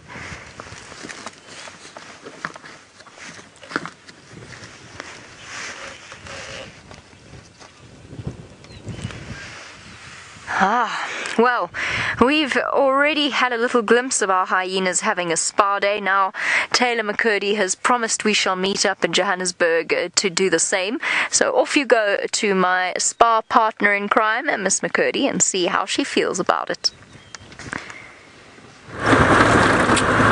Dreaming of it. I'm ready to jump out and start covering my face with mud. That's how excited I am. Jamie, I have a fear though that you and I may get stuck there for longer than we anticipate. I reckon we'll book, I don't know, I'm just imagining it all in my head, because I think we should go for a night. I think we'll spend the night there, we'll do all the wonderful things we'll probably end up doing the weekend. I have not had a spa day for such a long time. The last spa day I had was when I fell face first into the mud. Well, that's at least the closest I've been to one since I've been up here in the Mara. I have been for one massage though, which was lovely. But it'll be nice to go back to South Africa and get my nails done and have my eyelashes tinted and a facial and all those amazing girly things that, and well, you sadly aren't able to do in the bush. Although when I was traditionally guiding at lodges, they have these big fancy spas, so it was quite easy. That was always the first person I'd make friends with, was the spa manager. Become my best friend. Hey Crystal. That was the manager of the last spa or the lodge that I worked at. The chefs, obviously, and the bartender. So the three people that you need to get onto your side when you're working in a lodge. So yeah, so we're back down the river road again. I'm probably going to take the next road off to the right and sort of go through the marsh, hopefully pop past some elephants, but I would like to find some lions. We just need to try and figure out what's going on. Some interesting things are happening at the moment. When we had the Olololo Pride yesterday on the remains of the buffalo kill, they're in the heart of the marsh breakaway pride territory.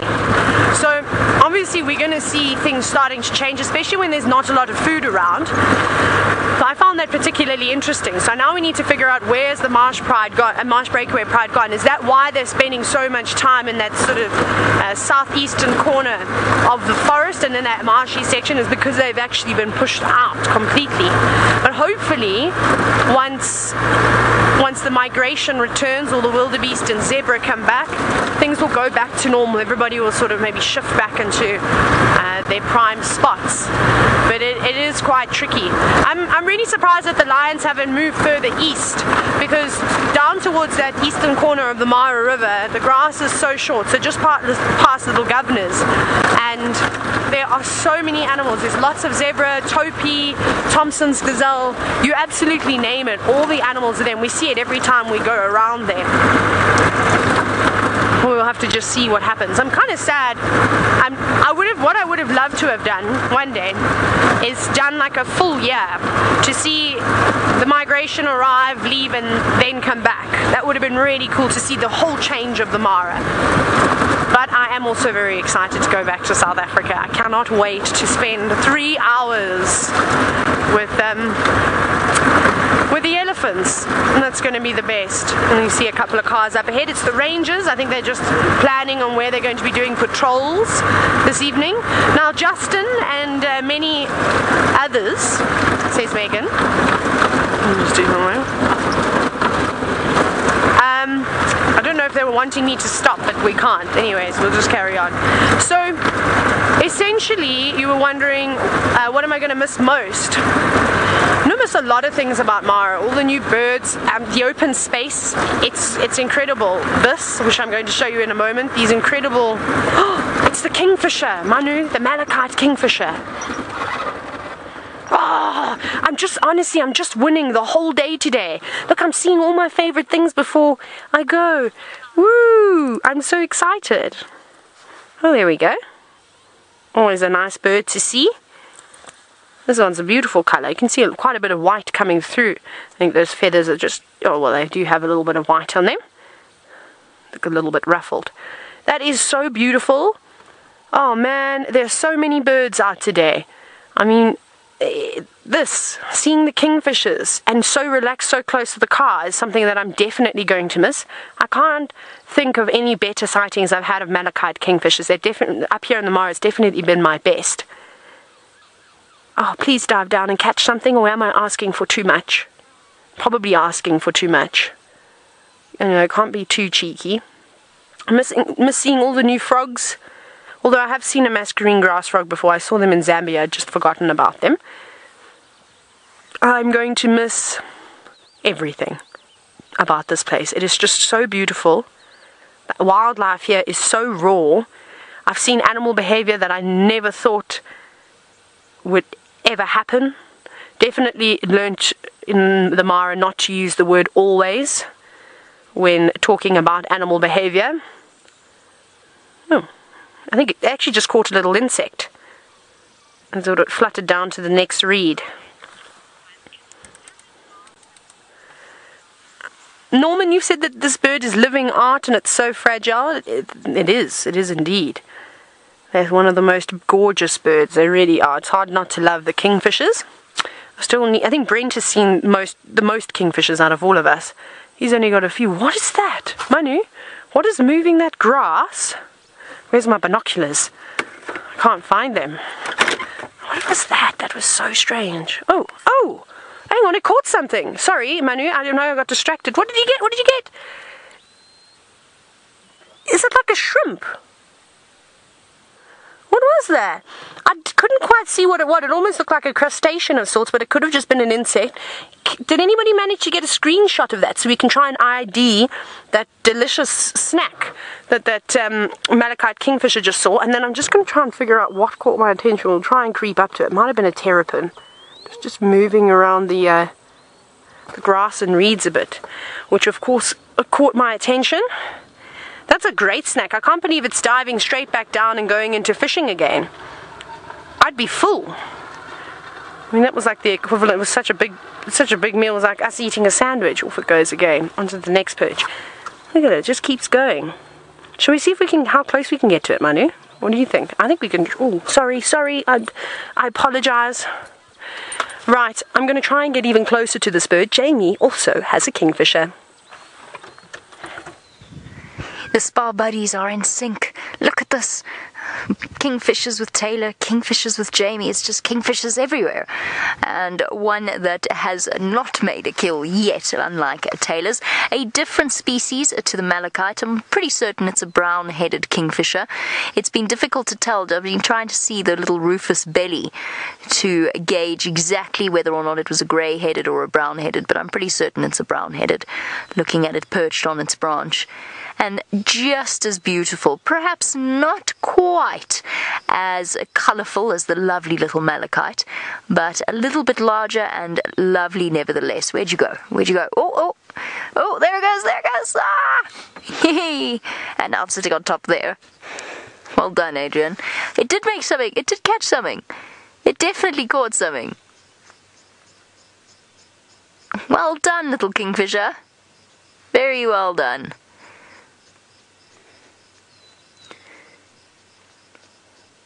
Look at that blue. That blue is the most... it's so incredible. Even though we know how it works and we understand the dynamics behind it, the fact that those feathers can go from blue to green depending upon the angle that the light hits them is just really stunning. I don't know quite how else to phrase it. Jeremy, no, there are certain types of kingfishers that do migrate. Something like, for example, what you call them again? Now listen carefully, woodland kingfisher, not woodlands kingfisher. We would hate to upset anyone. A woodland kingfisher migrates, although they're actually here in the Mara all year round. So there are certain species that either migrate or there will be a percentage of the population that will actually stay in one place, like, for example, the woodland kingfisher. And then there's certain permanent residents, like the brown-hooded or the grey-hooded. The only thing that's confusing me is that it's a little bit outside of the range of the normal brown-hooded kingfisher. And quite a long tail as well. Right, it seems like it is a very interesting afternoon. Let's go enjoy Taylor. I'm dying to see how her current situation is going to play out. Look at this. This is the bravest crowned crane you've ever seen in your life defending its nest. It's the same crowned cranes we were looking at earlier. Not very happy indeed. Hey, I don't know if this is the male or female because both of them sit on the nest, and we were talking about how they're so similar looking, but that's a big elephant. But it doesn't look like he's having any of it though. Young bull. And you can hear that crowned crane alarming now. And opening its wings if it gets too close. But wasn't that crazy? The way the elephant tried to slap it with its trunk. Now, of course, that crowned crane needs to be very careful. It's not, is it a cow? No, it's a cow, so it's not even a bull. It's a small cow. She's got a very round head for a female, too. And just see swollen mammary glands, or slightly swollen. Sorry about that, everybody. Goodness gracious, I must be tired.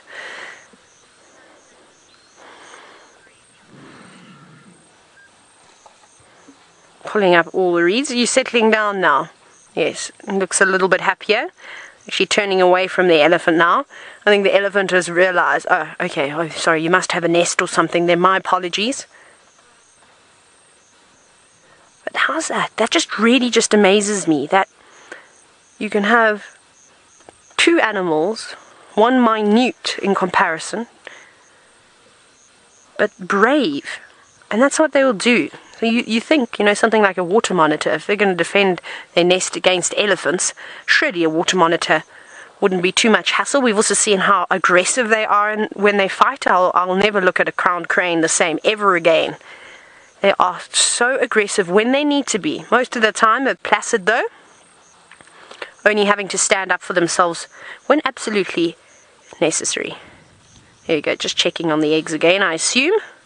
Come on, where's the little egg? We want to see a little egg. I wouldn't even know what color they would be. They'd probably be white or cream. I don't think they'd have any speckling or sort of camouflage. That's so cool. Isn't that incredible? What an amazing interaction. Again, just as we were saying of seeing things that I've never seen before.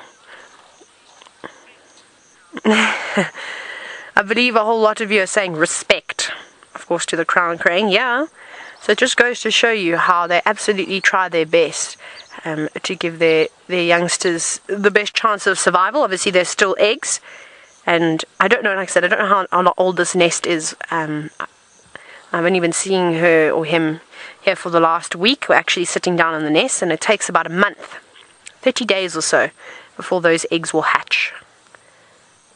Wow, what an amazing setting. Right, but we need to go and find some lions, don't we? So we're going to just quickly revert. Oh, are you going to go back there? I'm just deciding whether this elephant is going to go back towards the crowned cranes. Oh, hang on. Maybe. Or she had enough. Oh, I love that sound. Look at this. I'm just having all the luck today, aren't I?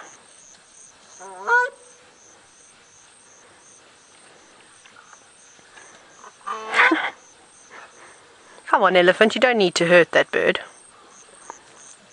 And she's not. She won't. I mean, she knows that that bird is no threat to her, and that she could really do some serious damage.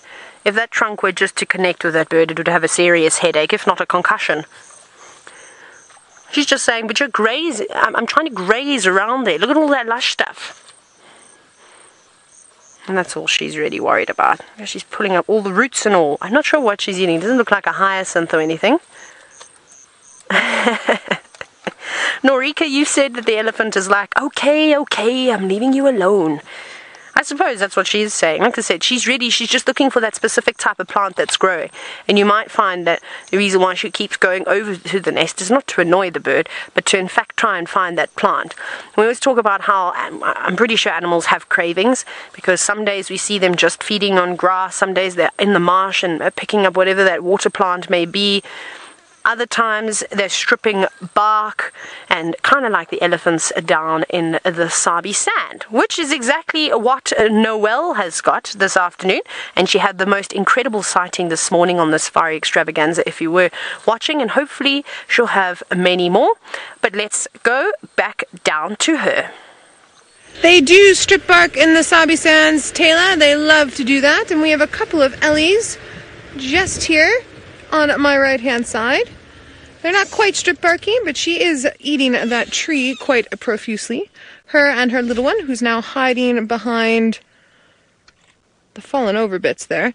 Elephants only digest about 25% of what they eat, sometimes up to 30%, and sometimes a little bit higher, up to about 42, but a general indicator, a good one, is about 25%. This time of year, earlier we saw that male elephant and eating the marula fruits. This time of year you'll actually find whole marula fruits in their dung, and if you're ever lost in the bush, you can pick them out and eat them. They'll be fine. Just have a little ellie bits on them. And because elephants are herbivores, you can touch their dung, you can pick it up, you can pick out fruits, like I said. When it's dried, you can make paper out of it, and when it's dried, it's also very good to cure migraines. You can ingest it, or you light it on fire and inhale the smoke, and that will get rid of your migraines. I can hear more ellies in front. I just can't quite see them yet. Now I'm going to stay quiet just for a bit and see if you can hear them foraging.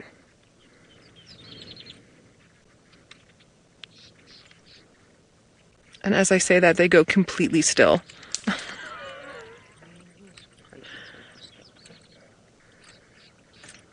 There we go. This should be nice. Let's listen.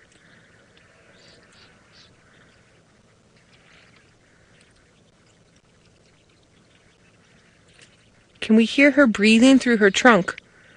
If you take a pipe and you blow through a pipe a bit, it sounds a bit like that.